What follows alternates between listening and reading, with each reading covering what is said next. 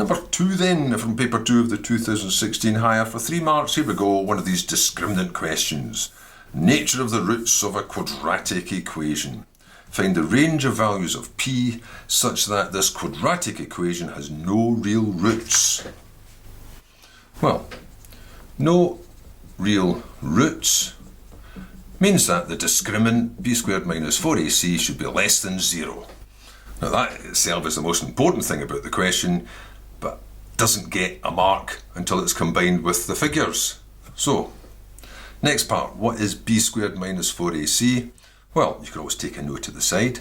The main thing is, make sure you've just got the 3 parts. There's only one x squared, there's only one mention of x, but these 2 parts really belong together. That's the constant at the end. So if you wish, you can state it separately. You're just duplicating things. What's the coefficient of x squared? 1. What's the coefficient of x? Negative 2. What's the absolute coefficient? What's the part on its end independent of x? That's 3 minus p. However, I always say if you can identify it there, you can identify it as you need it here. So what is b? What is the coefficient of x? That's a negative 2. Put it in a bracket. Sometimes with these it's better just putting all replacements in brackets. When you take out the letter, put a bracket like it's leaving a hole and fill it.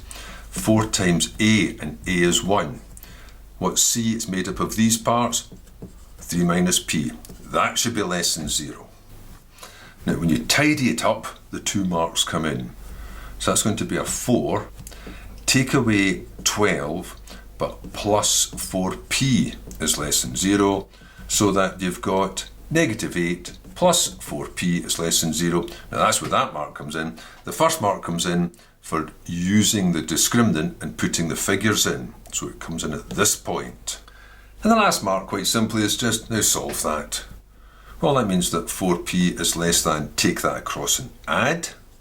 And of course, with inequalities, you can add and subtract quite safely to both sides without affecting the inequality. It's multiplication and division you've got to be careful with, because it will change the nature of this if you happen to do that with a negative number. Didn't matter here. So finally divide by 4 and you've got p is less than 2, and there's the third mark.